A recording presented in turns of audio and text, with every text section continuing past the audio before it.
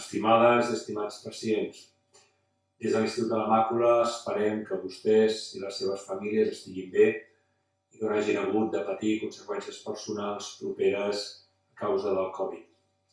Com sempre i més que mai, seguim vetllant per tenir cura de la salut dels seus ulls i durant aquests mesos, aquestes setmanes de confinament, hem seguit visitant i tractant aquells pacients urgents o greus que si no els haguéssim tractat haurien perdut visió.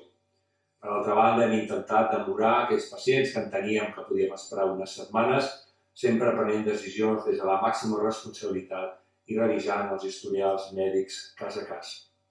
Alhora, i a la mateixa finalitat, hem estat pensant i dissenyant tot l'equip nous procediments, circuits i protocols perquè vostè, quan vingui properament, es trobi en un edifici, en un entorn segur de protecció i prevenció.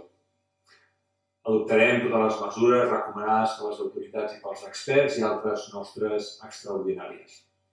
A finals del mes de maig tenim pensant a reobrir més consultes i ens adaptarem a mesures de seguretat molt rigoroses, però per poder seguir fent els tractaments amb la mateixa excel·lència i qualitat científica que hem fet fins ara.